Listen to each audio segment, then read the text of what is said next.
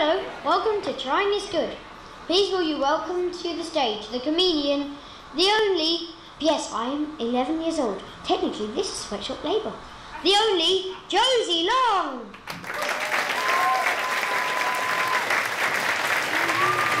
Hello. Thank you so much. Can I explain that joke?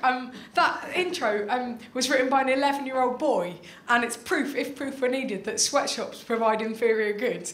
Because apart from one man who I think was humouring me, no one has ever laughed at that, ever. But, you know, what can you say? Oh, it's brilliant, I'll use it every time. You know, can't lie to him, so there you go. I just have to start the show with everyone going, these jokes aren't going to be very good. Hello. I thought I'd explain the show a little bit and needlessly move the mic stand from there to here. I wrote this show originally for the Edinburgh Festival, and what that is that's a month-long festival where you do a show every night. And the day I got to Edinburgh, I decided that I was going to join a gym, because this kind of figure doesn't maintain itself, I'll tell you that for free. Again, your laughter is just like a knife, that's what that's like. And I went to I was waiting in the leisure centre for them to fill out my membership card. And I was waiting in their office, which is in this gallery that looked down on the swimming pool. So while I was waiting, I was looking down at all the children in the pool, not in a paedophile way, just in a normal adult way. And I noticed that what they'd got was they'd constructed a kids' play scheme, and what it was a sort of floating obstacle course going from one side of the pool to the other, made up of all these interconnected inflatable rafts. And on each one there was a different thing, like a palm tree or a crab or a slide. And there were lots of very little children, very tentatively, trying to navigate their way across it. And then at the side of the pool, there was a man whose job it was to stand there with a powerful hose, just picking him off, getting rid of the weak. Which is one thing until you realise that's his job. Like at dinner parties, people can go, oh, sorry, Ewan, what do you do for a living? Me? Oh, I hose children off a floating assault course. That's what I do. How long have I been doing it? 25 years, I'm the best in the business. Why do you do that? Presumably to upset them, I don't know. I don't enjoy my work. But the thing is, he was really enjoying it. And he was focusing pretty much all of his energy on one boy. And the boy that he was chosen was a proper tubby, like a properly obese boy. And what he was trying to do was get on and stay on an inflatable slide, right? And he had this absolute look of abject terror on his face. Like, at that minute, he'd been let down by the entire adult world, and he would never forget. It was now just a countdown until he got a big gun collection, that's all it was. And I was really feeling for him, because I was an obese child, and if I'm honest, I'm still in the ballpark at the moment, so I was like, he looked like, at that minute, he'd realised something about life, and what he'd realised was, whenever you have a nice thing in this life, like a nice inflatable slide, there'll always be some prick in a polo shirt wanting to sluice you off of it. But luckily for him, right, he was that big that all the water was doing was just kind of bruising him, making him look momentarily slimmer on one side. So that people from a certain side of the pool might think, you know, I think that diet's no. Do you think that diet's no? I think he's lost it, no. I think swimming's really no. It's help it, no, it's not.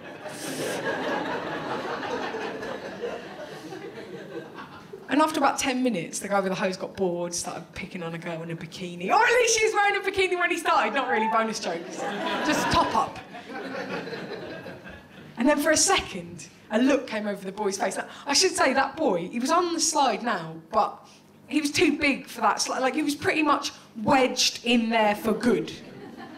Like, the only way he was getting off that slide would involve a fitness attendant, a hook, and then the sound, But for a split second, this look came over his face as if to suggest, today I've won a victory of sorts. And I thought that is a great start to the show, because this is a show about effort, and it's a show about how much I love people who put in the effort, regardless of how misplaced that effort is. And I thought I would reward audience members who put in the effort. So I got these. And I just thought, if you were a big laugher, you know, or you had a nice face, then I would throw a satsuma at your head. And that's partly because they're such a lovely shareable fruit, and partly because I don't want to boast, but I am really good at throwing. Like, really good. 80% of the time if I throw something at a bin, it goes in the bin. And the other 20% of the time it goes round and off, which is pretty much the bin saying, you are a worthy opponent, but not this time. So, there was a man who's come and he's really ill. You're ill, aren't you? You could do with it. So I'll do you first, right, okay. This is a hard room because, thank you, because we're in the absolute, I can't see anything. So, like, normally I'd just be like, yeah, let me get someone at the back, I'll get you, and be like, ah. But this one I'm a bit worried, because I have only hit 2 people but one of them died, so. But I'll try and throw to someone. Does anyone at the back want to be an experiment? So maybe I'll leave it. It's too far. I don't dare. Thing is, it's just a worry, because like, the other reason I do this is because I've always loved stand-up, but I thought, is there any way it could be a little bit more like Rounders? Finally, we've got that crossover. I know what I do. There's a guy with a beard here who last year was down the front, and when he drank it looked like this weird vampire fangs. So I'll throw him to you. Okay, are you ready? Okay, cheers. Yeah, well, I should say as well, I have only hit 2 people, but one of them really deserved it.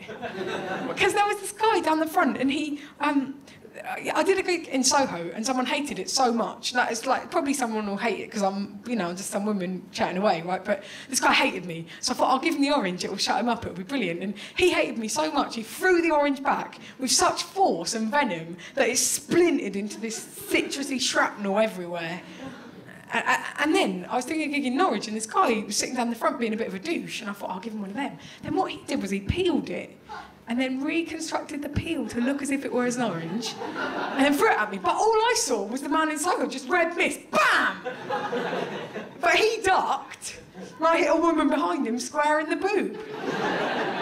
Which is so not the atmosphere I wanted to create, you know? It's like the opposite, being like, watch out, you fuck with me, you'll get it. It's awful.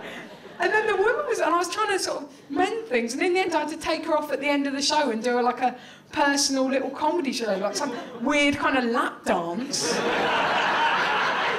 Which is not what she wanted. So, but I'll throw it to you, right? Where are you? Are you there? Okay, I can see. I can't see, but I'm gonna try. Yes. I take it that worked, yeah? I just wanted you to know there's everything to play for as an audience. Did anyone just get hit? Oh, Jesus. This is a bad idea, but... See, the other reason I thought is because if you peel a satsuma in one, and then you throw the peel over your shoulder, it will spell out the initial of the person that you're supposed to marry. Yeah. That's an old wives' tale. So I thought if I get loads of people to do it and all throw them at once, then it would give me the whole name. All I have to do is go...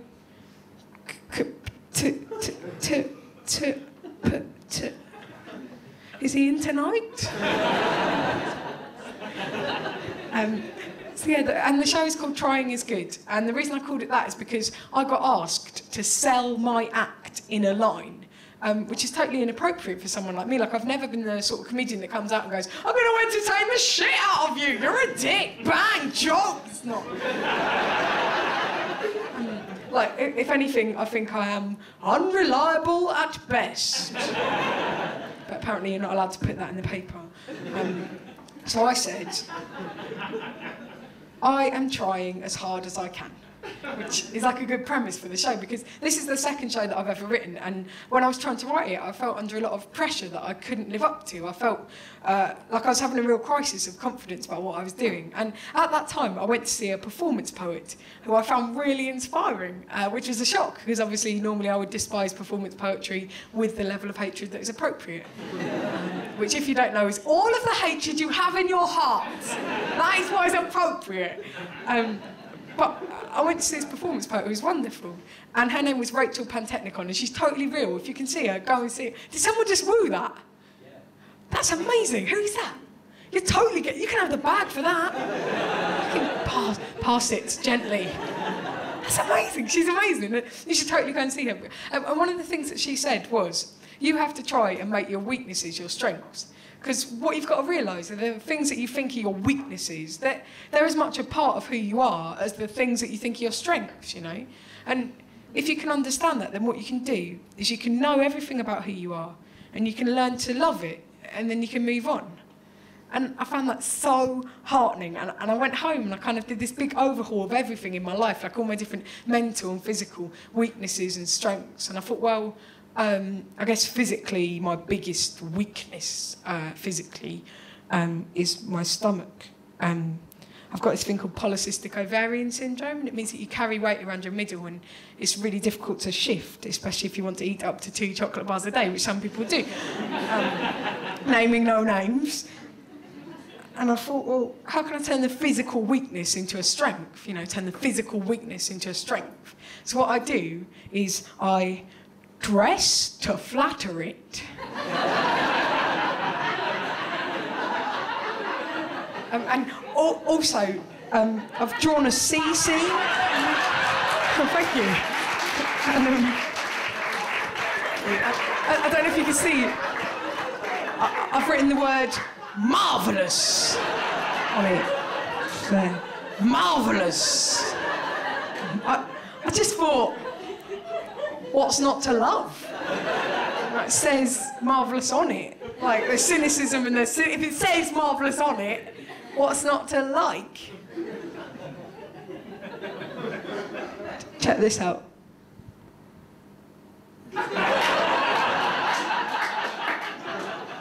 That is the motion of the ocean.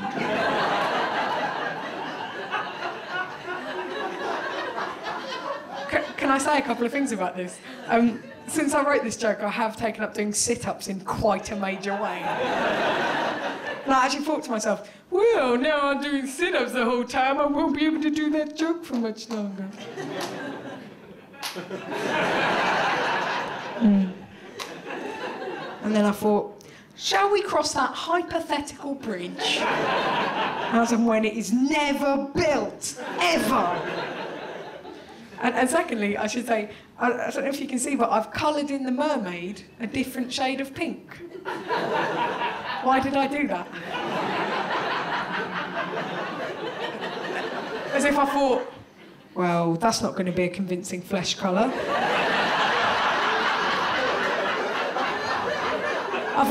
Otherwise it'll ruin the realism, the rest of it.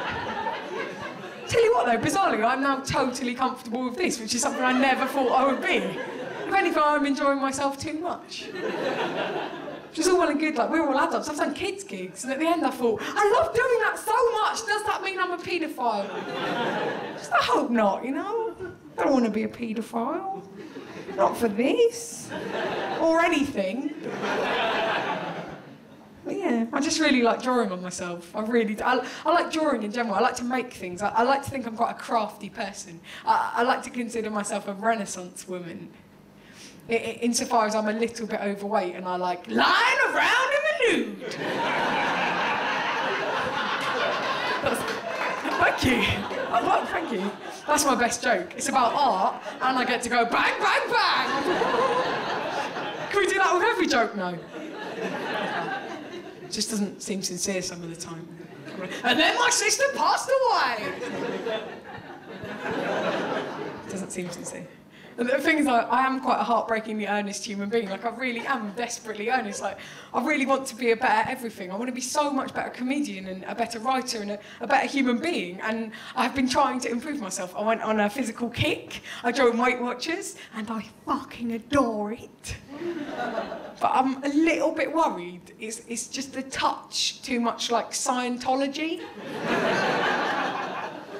It's like, you're hungry? Why not have one of our snacks? Because they're £7, Karen.